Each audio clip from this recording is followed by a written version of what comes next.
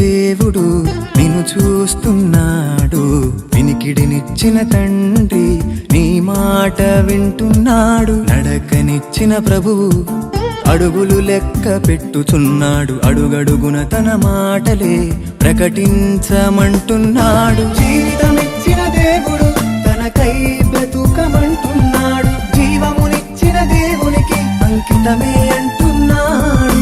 జీవితమిచ్చిన దేవుడు తనకై బ్రతుకమంటున్నాడు, జీవమునిచ్చిన దేవునికి అంకితమే అంటున్నాడు. భద్రం జరభద్రం క్రైస్తవుడా జరభద్రం. చూపునిచ్చిన దేవుడు నిన్ను చూస్తున్నాడు, వినికిడినిచ్చిన తండ్రి నీ మాట వింటున్నాడు. నడకనిచ్చిన ప్రభువు అడుగులు లెక్క పెట్టుచున్నాడు, అడుగడుగున తన మాటలే ప్రకటించమంటున్నాడు.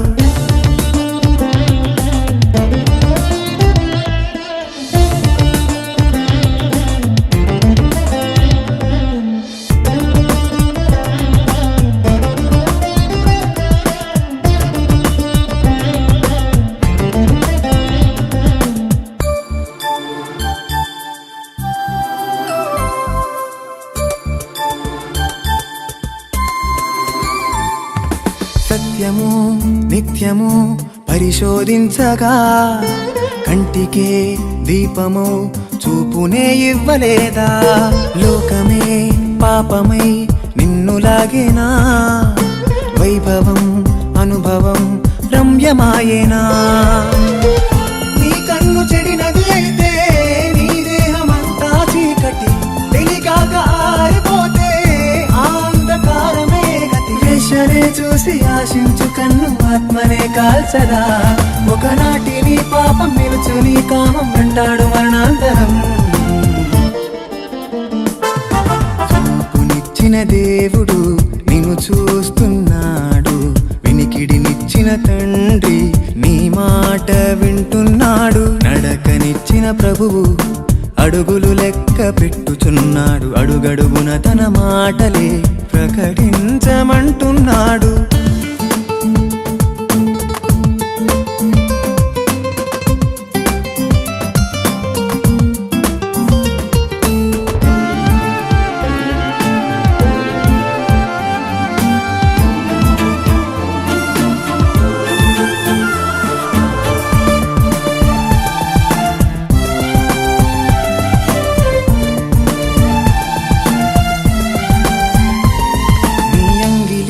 ఆహారమును రుచి చూచునట్లు నీ చెవి ప్రతి మాటను పరీక్షింపదా? చెప్పుడు మాటలు చెవిన పెట్టకు, చక్కని బంధము చేజాచుకోకు. అబద్ధాలను ఆశ్రయించకు, అందరినీ పోగొట్టుకోకు. ముసలమ్మ ముచ్చట చాలు, నీ తండ్రి వాక్యమే మేలు. మందమైన చెవి క్రోవిన హృదయం విను కాల్చుగల కాలము. ఘనతకు ముందు వినయముండును, వినుము ఇది సత్యము. చూపునిచ్చిన దేవుడు నిన్ను చూస్తున్నాడు, వినికిడినిచ్చిన తండ్రి నీ మాట వింటున్నాడు. నడకనిచ్చిన ప్రభువు అడుగులు లెక్క పెట్టుచున్నాడు, అడుగడుగున తన మాటలే ప్రకటించమంటున్నాడు.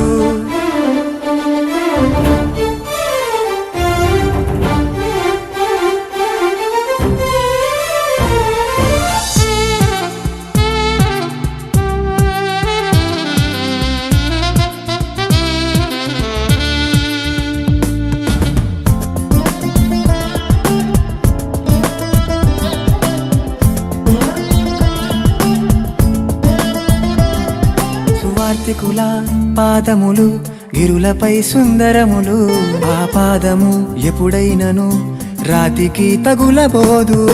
పాపదారిలో పరుగు తీయకు, పరలోకం చేరాలంటే బిలాము తప్పు త్రోవలో వడిగా పరిగెత్తకు. అడుగులు తడబడనీయకు, పాదాలు జారనీయకు. అడుగు నీ తండ్రిని, నీ అడుగుల లెక్క ఎంతని, నీ చెంతకే చేరుటకు ఆ దూరం ఎంతుందని. చేర్చుకో నా తండ్రిని,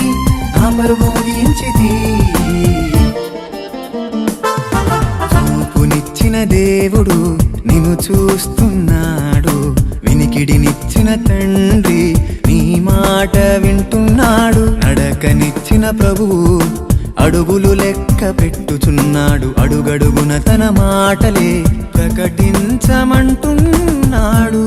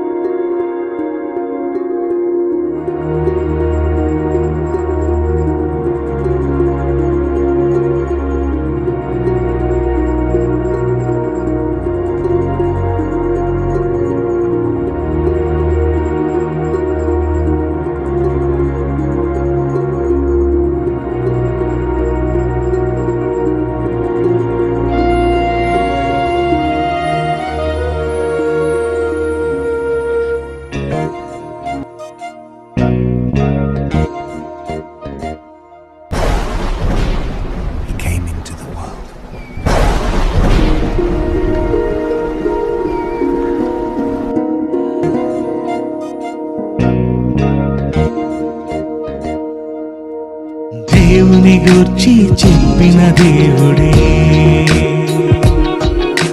దేవుని గూర్చి చెప్పిన దేవుడే, తన కొరకు ఆనాడు చెప్పాడు యేసే గదా, తన కొరకు ప్రతిరోజు చెప్పాలి నీవే గదా, తన కొరకు నువ్వు చెబితే దైవానివే, తన గూర్చి నువ్వు చెబితే దైవానివే, నీ కొరకు చూశాడు ఆ దేవుడే. క్రీస్తునందు చేరి వచ్చిన ప్రియులైన మీ అందరికీ శుభములు వందనాలు తెలియజేస్తూ ఉన్నాను. ప్రియులరా, మత్తయి సువార్తను ముగించుకొని మార్కు సువార్తలో మనం ప్రవేశించాం. మార్కు సువార్తలోని ముఖ్య ఘట్టాలన్నింటినీ మనం ఆలోచిస్తూ వస్తూ ఉన్నాం. మార్కు సువార్తలోని 5వ అధ్యాయంలోని అనేక సందర్భాలు మీ అందరికీ తెలుసు. గెరాసేనీల దేశం మొదటి భాగంలో 5వ అధ్యాయంలోని మొదటి భాగంలో వారా సముద్రమునకు అద్దరిననున్న గెరాసేనుల దేశమునకు వారు వచ్చిరి. ఆయన దోణి దిగగానే అపవిత్రాత్మ పట్టిన వాడొకడు సమాధులలో నుండి వచ్చి ఆయనకు ఎదురుపడెను. ఇది మత్తయి సువార్తలో కూడా నేను వివరించాను గనక ఇప్పుడు అవసరం లేదు అనేది నా భావన. ఎందుకంటే శానదయం పట్టినవాడు, అతనిని బంధించలేక సమాధులలో వాళ్ళు విడిచిపెట్టడం, తన శరీరాన్ని తానే గాయపరుచుకోవడం, ఊరంతా దాన్ని వదిలేసినప్పుడు యేసుక్రీస్తు వెళ్ళి అతన్ని స్వస్థపరిచి అతన్ని స్వస్థచిత్తుణ్ణి చేసి బాగు చేయడం. దీనిని బట్టి యేసుక్రీస్తు ప్రేమ ఏంటి అంటే, ప్రపంచం అంతా మనల్ని విడిచిపెట్టినా ఎవరు విడిచిపెట్టరు? యేసుక్రీస్తు విడిచిపెట్టడం. ఆయన అంత ప్రేమిస్తున్నప్పుడు మనం కొంతైనా ప్రేమించాలి, లేకపోతే దాన్ని వన్ సైడ్ లవ్ అంటారు. వాస్తవానికి దేవుడిది వన్ సైడ్ లవ్. దేవుడు లోకమును ఎంతో ప్రేమించను అని ఉంది, కానీ లోకము దేవుడిని ఎంతో ప్రేమించనని ఉందా?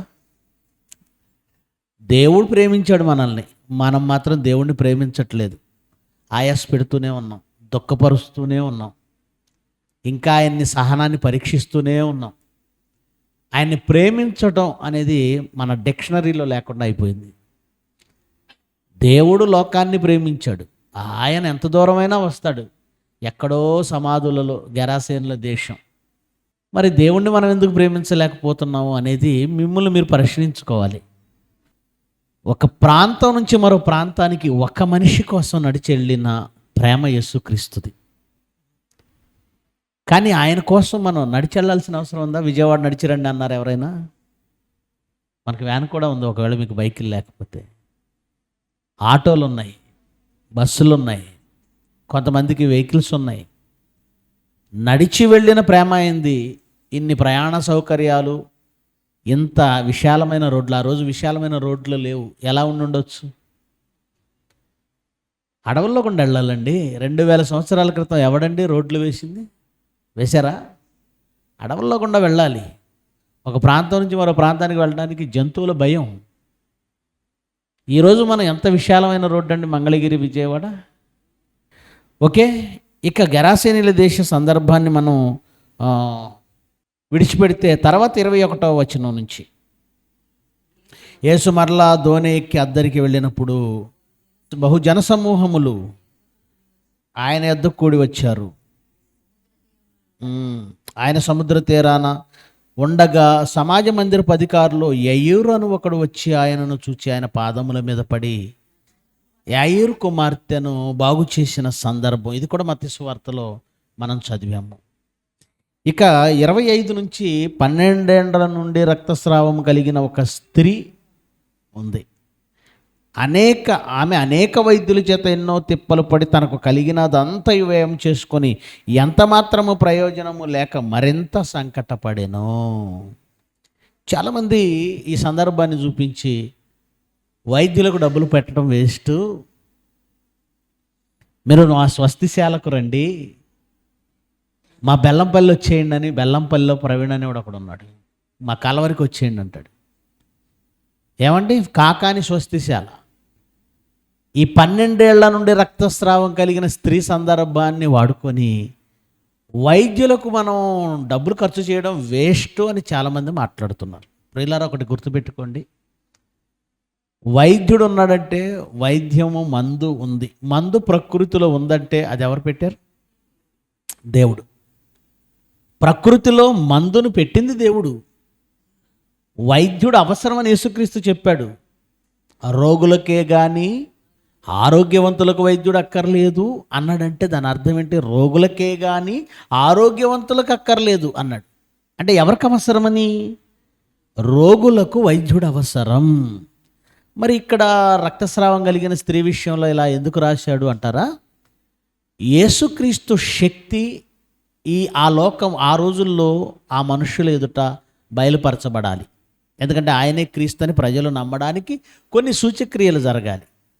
కొన్ని సూచక్రియలు జరగడానికి దేవుడు నిర్దేశించిన కొన్ని సంఘటనలలో లేదా కొన్ని ఘట్టాలలో ఇదొక ఘట్టం. దయ్యాలు వెళ్ళగొట్టడం, చనిపోయిన వారిని లేపడం, రోగులను బాగు చేయడం, ఇలాంటివన్నీ కూడా సూచక క్రియల కిందకు వస్తాయి. ఇది ప్రత్యేకమైన సూచక క్రియ. అందుచేత వైద్యుల దగ్గర డబ్బులు వ్యయపరుచుకున్న ఆమె బాగుపడలేదు. మామూలుగా అయితే బాగుపడుతుంది. యేసుక్రీస్తు వలన జరగవలసిన ఒక సూచక్రియ ఉంది కనుక ఆమె జరగలేదు. గనుక 12 ఏళ్ల నుంచి రక్తస్రావం కలిగిన స్త్రీ జనసమూహాలలో ఆయనకు తెలియకుండానే లేదా ఆయన పర్మిషన్ లేకుండానే ఆయన అంగీని, ఆయన వస్త్రాన్ని ముట్టిన సంగతే మనం ఈ సందర్భం అంతా చూస్తాం. అప్పుడు విచిత్రంగా ఏంటంటే ఆయనలో నుంచి ఒక ప్రభావం వెళ్ళిందట, అది యేసుక్రీస్తుకు తెలియలేదట. ఇక్కడ చాలామంది రకరకాలుగా వివరణలు ఇస్తున్నారండి.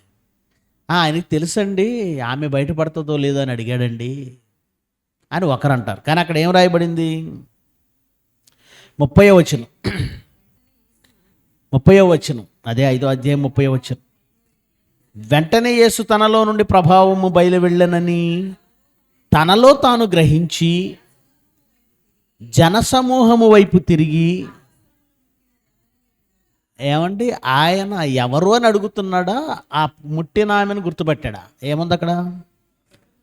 తన వస్త్రములు ముట్టినది ఎవరని అడుగగా ఆయన శిష్యులు జనసమూహము నీ మీద పడుచుండు చూస్తున్నావే, నన్ను ముట్టినది ఎవడని అడుగుతున్నావా అంటారు. ఎంత జనసమూహాలు నీ మీద పడుతున్నప్పుడు ఖచ్చితంగా ప్రతివాడు టచ్ చేస్తున్నాడు కదా, ప్రత్యేకంగా ఎవరు ముట్టారు అని ఎందుకు అడుగుతున్నారు అంటే యేసుప్రభుకి ఏదో కొంచెం తెలివి తక్కువగా ఉన్నాడు అనుకుంటున్నారండి. యేసుక్రీస్తు అంతటి వాడు అడుగుతున్నాడంటే ఏదో కారణం ఉండాలి, ఏదో విషయం ఉండాలి అనుకోవాలి కదండి. కానీ శిష్యులకు తొందరపాటు ఎక్కువ. ఇంతమంది టచ్ చేస్తున్నప్పుడు ఎవరో ఒకరు టచ్ చేసి ఉంటారులే. కానీ అది కాదు, ఆయనలో నుంచి ఒక ప్రభావం వెళ్ళిపోయింది. ఏమండి, ఇక్కడ మీరు జాగ్రత్తగా ఆలోచిస్తే యేసుక్రీస్తు అంతటి వాడికి తెలియకపోవడం ఏమిటి అని అంటే, ప్రియులరా, దేవుడు శరీరధారిగా అంటే యేసుక్రీస్తు శరీరధారిగా ఉన్నప్పుడు దేవుడు ఆయనకి ఏవి తెలియచేశాడో అవే ఆయనకి తెలిసాయి. గుర్తుపెట్టుకోండి, యేసుక్రీస్తు శరీరధారిగా ఉన్నాడు. ఆయన ఆత్మగా పరలోకంలో దేవునితో సమానంగా ఉండడం వేరు, ఆయన శరీరంలోనికి రావడం వేరు. శరీరంలోనికి వచ్చినప్పుడు సామాన్య మానవుడిగానే బ్రతకాలి. అయితే శరీరధారిగా ఉన్నప్పుడు దేవుడు ఆయనకి ఏవి తెలియచేశాడో అవి మాత్రమే ఆయనకు తెలుస్తున్నాయి. దేవుడు ఆయనకి ఏది తెలియచేయటం లేదో అది ఆయనకు తెలియటం లేదు. అది దేవుని నిర్ణయం. అంత మాత్రం చేత ఆయన యేసుక్రీస్తు దేవుడు కాదు, లేదంటే ఆయన దేవుడు ఎలా అవుతాడు, ఇలా ప్రశ్నించకూడదు, ఇలా మాట్లాడకూడదు. గనుక ఈ సందర్భంలో తెలిసి కూడా తెలియనట్లుగా ఆయన మాట్లాడాడు అనడం తప్పు. ఆయన తెలిసి కూడా తెలియనట్లు మాట్లాడాడు అనుకోవడం తప్పు. నిజంగానే ఆమె ఎవరో ఆయన తెలియకే మాట్లాడాడు. ఎందుకు తెలియలేదు? శరీరధారిగా ఉన్నప్పుడు దేవుడు ఆయనకి ఏవి తెలియచేశాడో అవే తెలుస్తాయి. దేవుడు ఆయనకి ఏవి మరుగుపరుస్తున్నాడో అవే మరుగుపడుతున్నాయి. యోహాను సువార్త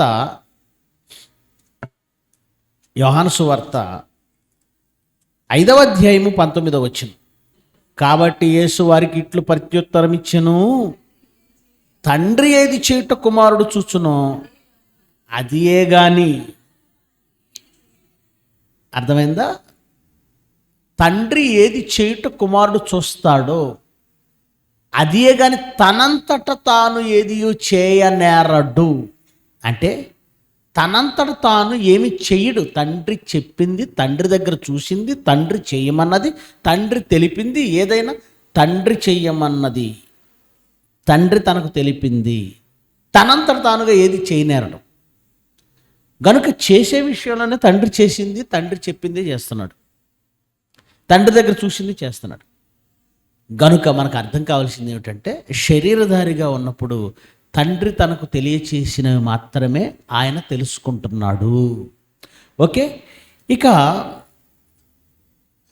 6వ అధ్యాయానికి వద్దామండి. 6వ అధ్యాయానికి వద్దాం.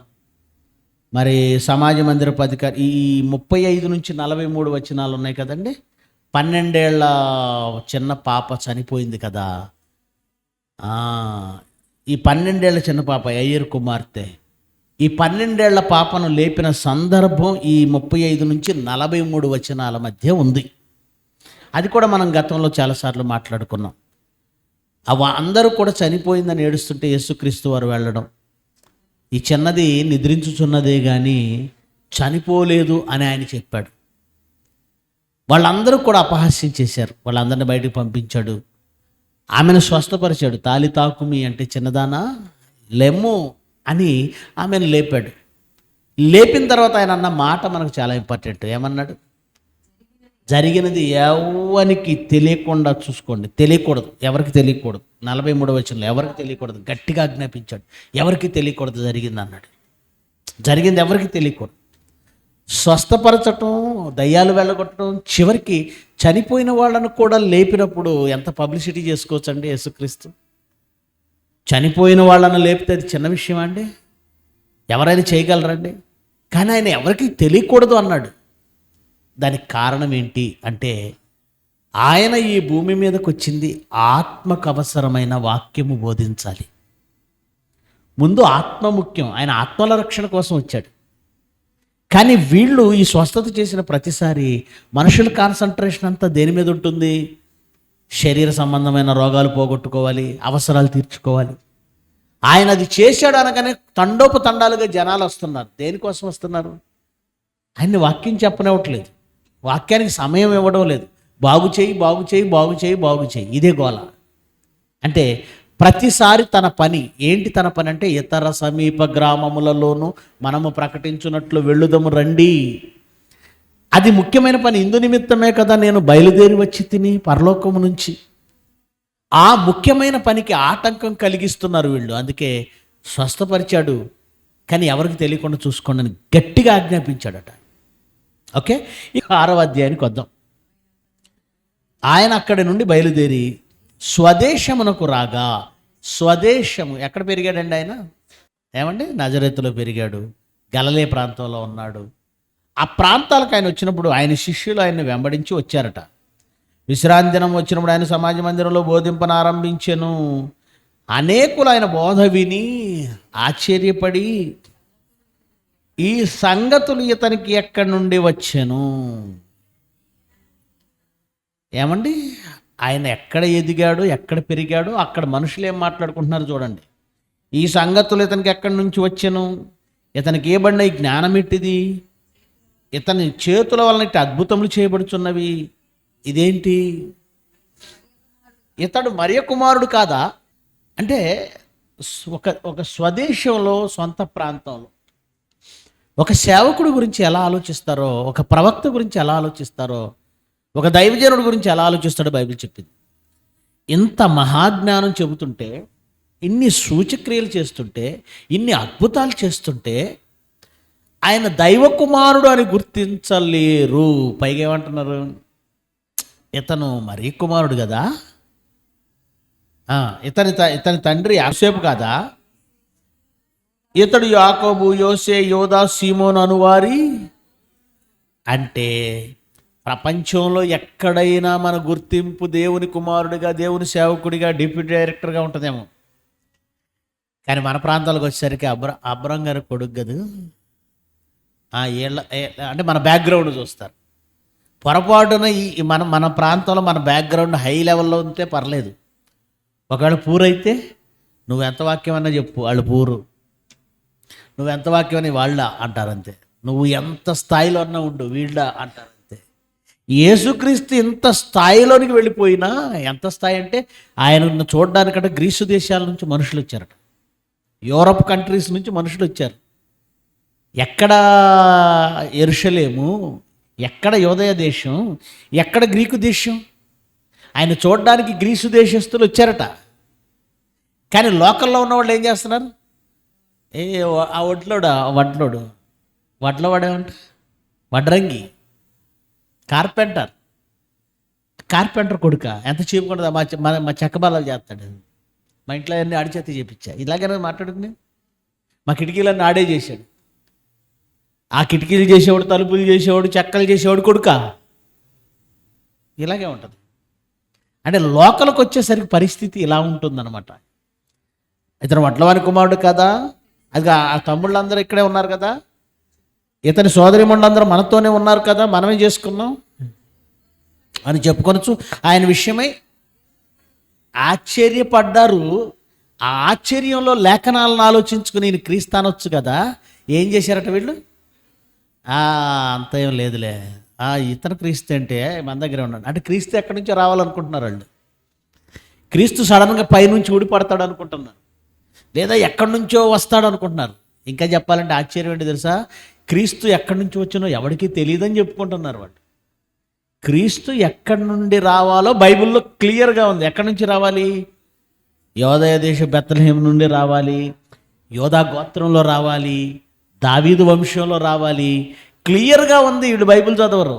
మనం ఎలాగైతే బైబిల్ పట్టించుకోమో ఆ రోజు వాళ్ళు ఆ ధర్మశాస్త్రాన్ని, తోరాన్ని పట్టించుకోలేదు. గనుక వాళ్ళు ఏం మాట్లాడుకుంటున్నారు, ఇక్కడే ఉన్నాడా, ఏంటి యోసేపు కొడుక, ఇతను క్రీస్తు ఏంటి, వడ్లవాని కొడుకు, ఇతను క్రీస్తు ఏంటి, అలా చెల్లెలందరినీ మేమేమి చేసుకున్నాం, మా బామ్మర్ది, అట్లాగే అనుకుంటారు కదండి. వాళ్ళ చెల్లెలందరినీ చేసుకున్న వాళ్ళు ఉంటారు కదా ఊర్లో, వాళ్ళు ఏమంటారు, మా బామ్మర్ది క్రీస్తు ఏంటి, అలాగే మాట్లాడతారు. గనుక వాళ్ళందరట అభ్యంతరపడ్డారట. అందుకు యేసు, ప్రవక్త తన స్వదేశంలోను, అంటే వాళ్ళు ఎవరు, బంధువులు, తన బంధువులలోను, తన ఇంటి వారు కూడా, చివరికి తమ్ముళ్ళు చెల్లెళ్ళు కూడా ఆయన అస్సలు కేర్ చేయలేదు, పట్టించుకోలేదు. ఆయన పట్టించుకోలేదు. తమ్ముళ్ళు చెల్లెళ్ళు తన ఇంటి వారిలోనూ తప్ప మరి ఎక్కడ ఘనహీనుడు కాడని చెప్పాను. అందువలన కొద్దిమంది రోగుల మీద చేతులుంచి, వాళ్ళు మారరని తెలిసి కొద్దిమంది, చాలామంది ఉన్నారు అక్కడ, ఆయనకి ఇష్టం లేదు, మనసు లేదు, వాళ్ళు మారరని తెలుసు, అందుకే కొద్దిమంది రోగుల మీద చేతులుంచి వారిని స్వస్థపరచుడు తప్ప మరి ఏ అద్భుతంలో ఆయన అక్కడ చేయజాలకపోయాను, చేయడానికి మనసే లేదు. ఎందుకంటే ఆయన వారి అవిశ్వాసమునకు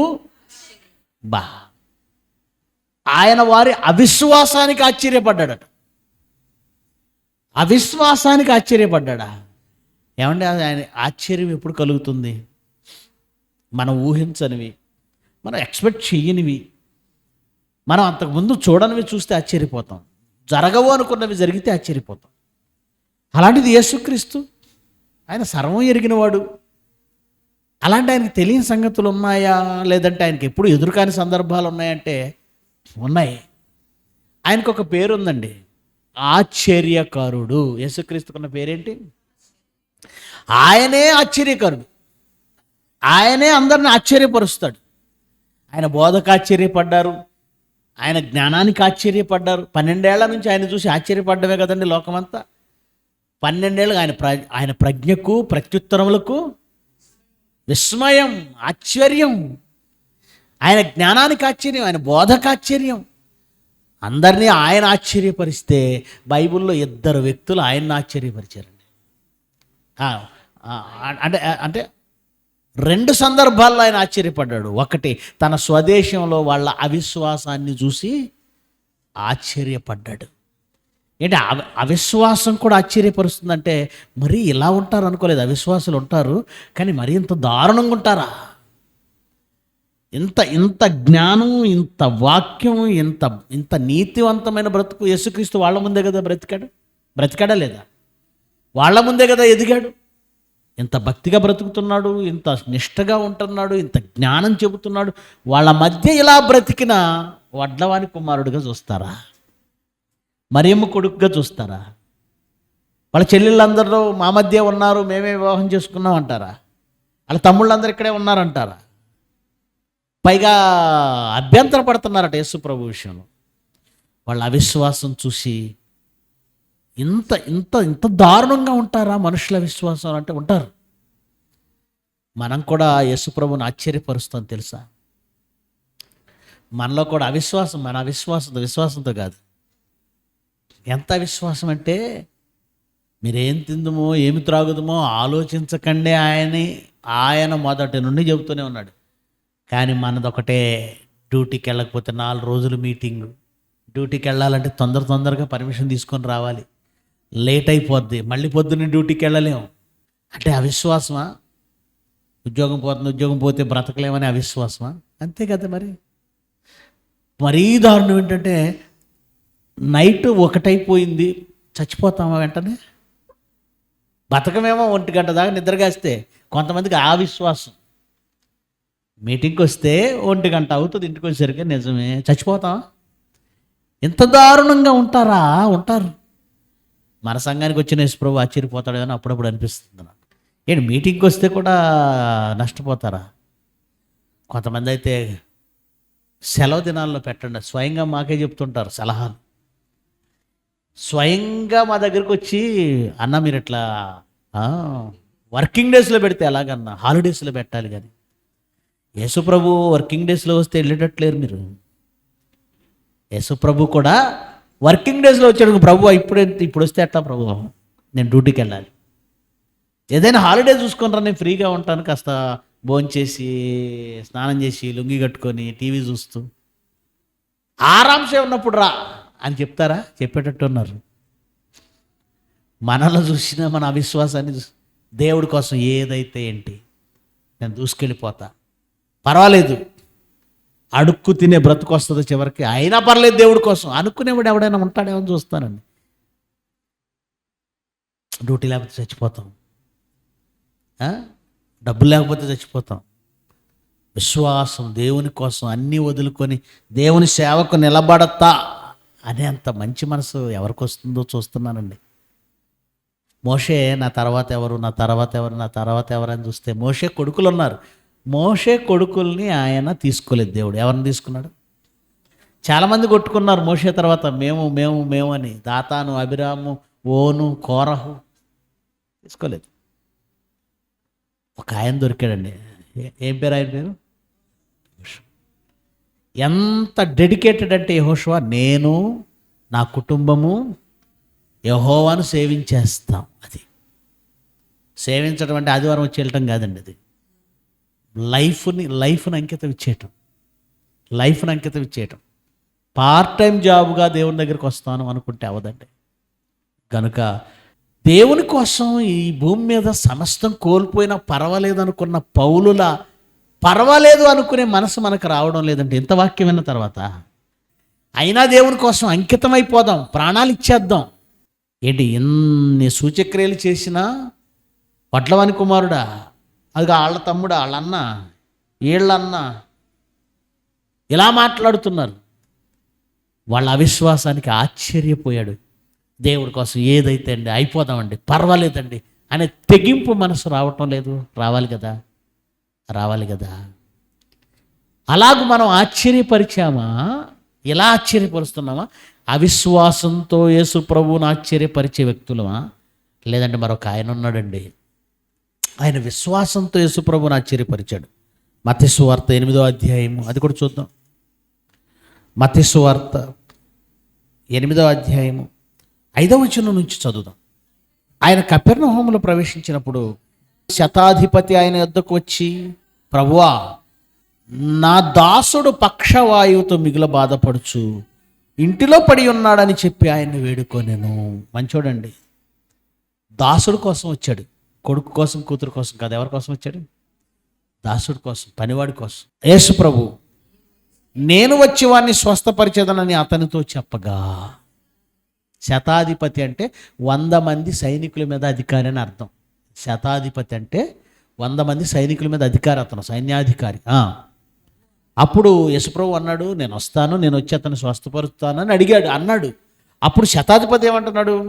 ప్రభువా, నీవు నా ఇంటిలోనికి వచ్చుటకు. శతాధిపతి అంటే డబ్బులు బాగానే ఉంటాయి కదండి. శతాధిపతి అంటే సైన్యాధ్యక్షుడి జీతం బాగానే ఉంటుంది, అతని ఇల్లు బాగుంటుంది, అందులో సౌకర్యాలు బాగుంటాయి, ఇంటీరియర్ బాగుంటుంది. మరి నువ్వు నా ఇంట్లోకి వచ్చుటకు నేను పాత్రుని కాదని ఎందుకన్నాడు? చాలామందికి అర్థం కాని మాట అండి ఇది. చాలామందికి అర్థం కాని మాట ఇది. ఇల్లు బాగుంటే వచ్చేయటం కాదండి, అర్హత, వారి బ్రతుకు. ఆ మహనీయుడు నా ఇంటి అడుగు పెట్టాలంటే నాకు ఒక అర్హత ఉండాలి అని ఆలోచిస్తున్నాడే, నిజంగా అతని ఆలోచనకి హ్యాట్స్ ఆఫ్ అండి, హ్యాట్స్ ఆఫ్. నేనంతటి పవిత్రున్నా, నేనంత గొప్పగా బ్రతకగలనా అంటే ఇల్లు బాగుంటే రాకపోవటం కాదు. ఇక్కడ బ్రతుకు బాగుందా లేదని ఆలోచిస్తున్నాడు. నా ఇంటికి అతను రావాలంటే, ఆయన రావాలంటే సామాన్యమైన విషయం కాదు. అర్థమైందా? అప్పుడు ఏమంటున్నాడు చూడండి, నీవు నా ఇంటిలోనికి వచ్చుటకు నేను పాత్రుని కాను, నువ్వు మాట మాత్రం సెలవి, అప్పుడు నా దాసుడు స్వస్థపరచబడును, నేను కూడా అధికారమునకు లోబడిన వాడను, నా చేతి క్రింద సైనికులు ఉన్నారు, నేను ఒకని పొమ్మంటే పోవును, ఒకని రమ్మంటే వచ్చును, నా దాసుని పని చేయమంటే చేయనని ఉత్తరం ఇచ్చాను. బాబా, యేసుక్రీస్తు గురించి పక్కన ఉన్న వాళ్ళకే సరిగా అర్థం కాలేదు. పక్కన ఉన్న వాళ్ళు ఎవరు? శిష్యులు. ప్రభువా, ఒక మాట సెలవి, మా అత్త జ్వరంతో ఉంది, తగ్గిపోద్దని పేతురు అన్నాడా? ఇంటికి తీసుకెళ్ళాడా? పేతురు ఇంటికి తీసుకెళ్ళాడు. అత్త జ్వరంతో ఉంటే ఇంటికి తీసుకెళ్ళాడు. అనేక మంది ఇంటికి తీసుకెళ్ళారు. కానీ యేసు ప్రభు శిష్యులకు కూడా అర్థం కాని విషయం శతాధిపతికి అర్థమైంది. ఏమన్నాడంటే ఆయన, అయ్యా, నువ్వు మాట చెబితే చాలు, నువ్వు రోగముల మీద కూడా అధికారివి. ఆయన గుర్తించింది ఏంటంటే, నువ్వు రోగముల మీద కూడా అధికారివి, నువ్వు పొమ్మంటే అది పోతుంది. ఎందుకంటే అధికారం ఎలా ఉంటుందో నాకు తెలుసు. నేను అధికారానికి లోబడిన వాడిని, నేను కూడా అధికారం కలిగిన వాడిని. నా కింద కూడా సైనికులు ఉన్నారు. నేను అధికారినే, 100 మందికి అధికారిని. నా కింద సైనికులు ఉన్నారు, నా దాసులు ఉన్నారు. నేను రమ్మంటే వస్తాడు, పొమ్మంటే పోతాడు. అధికారం అంటే ఎలా ఉంటుంది? నాకు అధికారం అంటే ఏంటో తెలుసు, నువ్వు అధికారివని నాకు తెలుసు. నువ్వు రమ్మంటే ఒకటి వస్తుంది, నువ్వు పొమ్మంటే ఒకటి పోతుంది. కనుక ఇక్కడ దాకా వచ్చి రోగం కదా, నువ్వు మాట సెలవిస్తే వెళ్ళిపోద్దు కదా అంటే ఆయన ఎంత ఆలోచించాడంటే, ఒక రోగం అనేది దేవుని సెలవు లేక రాదు. సూక్ష్మజీవులు కదండి, వైరస్ కదండి రోగం, వైరస్ బ్యాక్టీరియాను. ఒకనికి అనారోగ్యం కలిగిందంటే అది దేవుని అనుమతి లేకుండా జరగదు. అది ఆయనకి తెలుసు. ఎవరికి తెలుసు?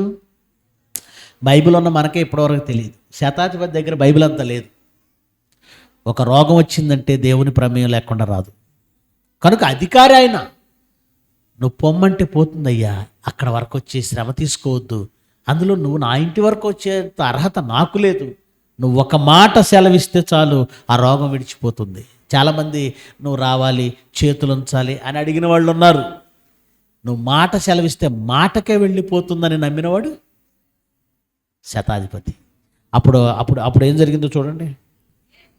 10 యేసు ఈ మాట విని ఆశ్చర్యపడి, యేసుక్రీస్తే ఆశ్చర్యపడి తన వెంట వచ్చుతున్న వారిని చూచి, ఇశ్రాయేలులో ఎవనికైనను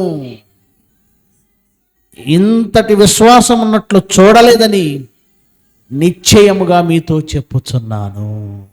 చాలామంది అండి కరోనాలో అన్నవాళ్ళు రాలేదు, మా ఇంట్లో చూడలేదు, మాకు ఫోన్లు చేయలేదు, ఇలా మా సంఘం వాళ్ళే అన్నారండి.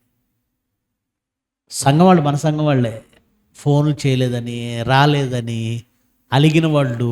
నిజంగండి, దేవుని మాట కోసం ఎవరో ఫోన్ చేయాలి, ఎవరో చెబితే వస్తాము, మమ్మల్ని ఎవరు పిలవలేదు, మాకెవరు ఫోన్ చేయలేదు, ఇప్పటికి ఇలా మాట్లాడుతున్నాం మనం.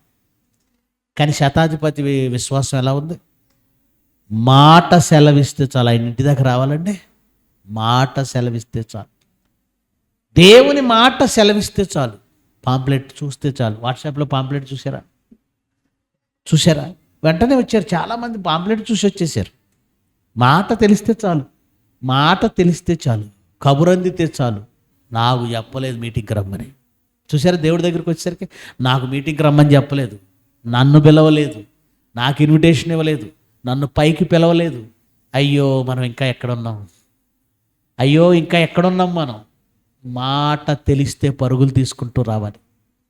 యేసుక్రీస్తునే ఆశ్చర్యపరిచినంత విశ్వాసం ఈ శతాధిపతిది. యేసుక్రీస్తుని ఆశ్చర్యపరిచేంత అవిశ్వాసం వాళ్ళ సొంత ఊర్లో ఉన్న వాళ్ళది.